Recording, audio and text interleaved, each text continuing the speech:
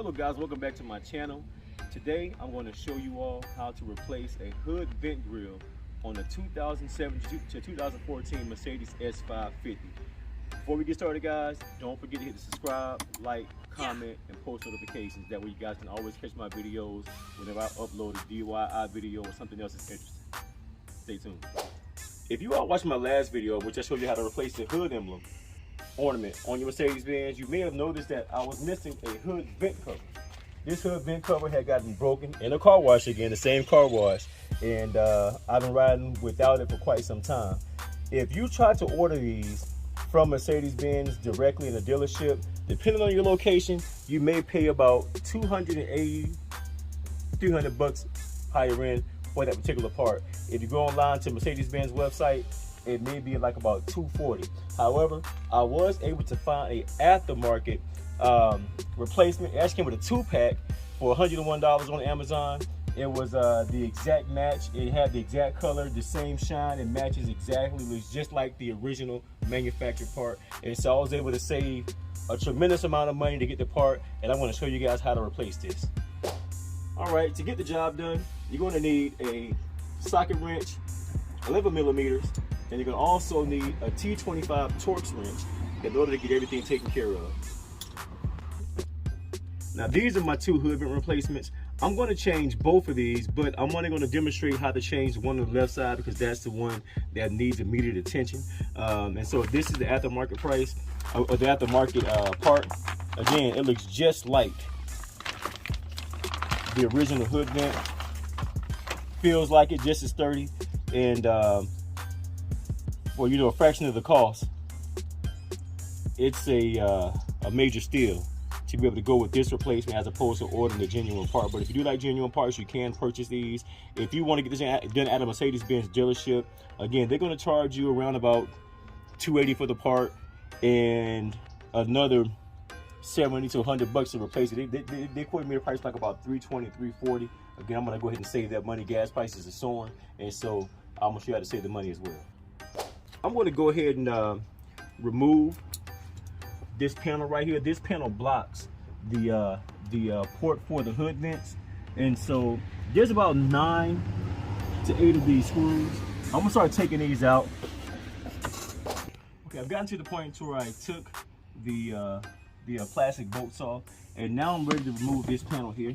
I'm not going to completely take it off, nor am I going to remove this mat.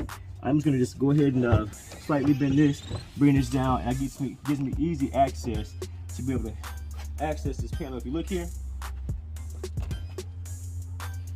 this is on the good side. This is where you put your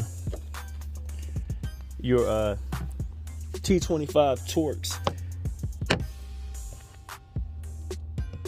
screwdriver in to get that. I'm not sure if you can really see that, but you would have to actually unscrew those Torx screws, and it releases this top portion. I'm gonna go ahead and get that started in just a couple of moments. So I'm working on the left side like I said before. Okay, just kind of give you guys a heads up, after I remove this to give myself enough room to be able to unscrew the old brackets for the hood vent, I noticed I needed a T20, not a T25, so that was a major correction. You need a T20 Torx screwdriver in order to be able to get the screw out. So I'm gonna take this actual screw out of here. If you notice, you're gonna have 4 different places to attach your hood vent. This is the broken pieces, so I'm gonna have 1, 2, 3, and 4. You have to remove all 4 of these in order to be able to reseat your next vent in, and then it comes with all the brackets and attachments for you to use to hook into your Nexus. Let's go ahead and get these off real quickly. Stay tuned. All right, after you have the old housing brackets and screws removed, this didn't come with its own screws, but it came with its own brackets. So I'm going to use the original brackets, but all I really did was just put them in their place. That way I can put this on, and I'll be able to screw this back in this way. So I'm going to go ahead and put the rest of them in real quickly. I had to kind of figure out which way to go, but I just snapped these new ones in place, and I used the old screws to put this replacement hood vent on the bins. That's all 4 of those. Right, now it's time to go ahead and put the replacement hood vent on the bins. Come here. I'm gonna seat everything in place. All 4 of these brackets will sit on these bracket housings, and I'm just gonna sit that right there. As you can see, it's a perfect fit. And all we need to do is screw it in place. So I have that in place. I got 4 screws. I'm gonna go ahead and get my 220 Torx. And I'll go with the first screw. Come under here, find the housing place for it. Start it with my finger, make sure it goes there.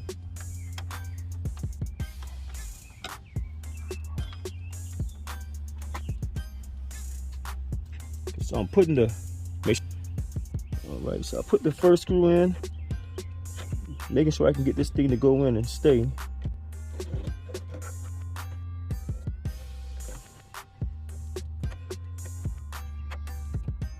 This seems about right.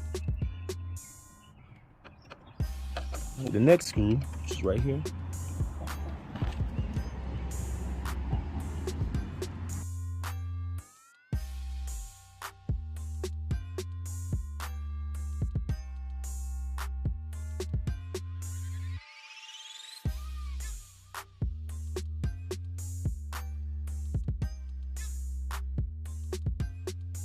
Right. And now these screws won't screw in all the way, but it is making it secure. I am double checking to make sure that this won't come off. Again, this is aftermarket, so it's not 100% fitting, but it's definitely secure. Put this in right here and work the hard one in a few moments. That's good enough. And this last one. Okay, now I have all screws in place, and so if you come over here and look, this bad boy's going nowhere. Looks just as good as a brand new one. You can't tell that this is an aftermarket product. Fits perfect, looks good. There you have it. So once you get done with that, this easily pops back in place. I had to kind of manipulate this thing to get it where I can get to it, but here it goes back in place.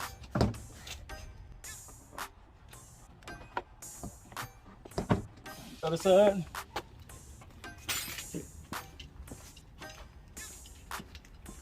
Same thing over here. You have to be very careful with this because you do have like your different hoses for your washer fluid, and so you want to be mindful of that, not rough house it. Again, I don't have to take it all the way off. I just wanted to be able to get it off enough so that I could access what I needed in order to have the room to get to the hood vent cover. So I have this piece right here. This is not really a screw. This is something that you kind of pry out. And so I'm going to pull him back out, place him back in place. This is all plastic. He went right here. So I'll plug him back in place. Oh, I hit myself. Put him in there first. Oh.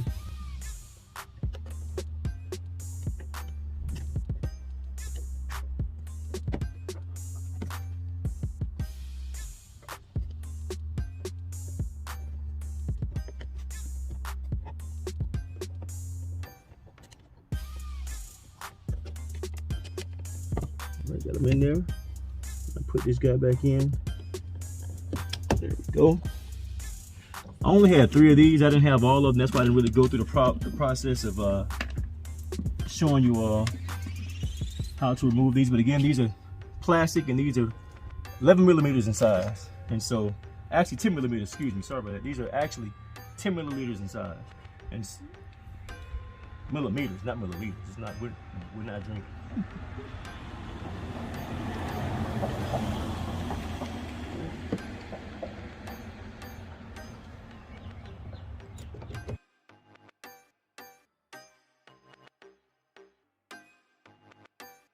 I don't go too tight with that because these are plastic. These are not metal. These are not metal nuts. These are plastic nuts. So be very careful with these.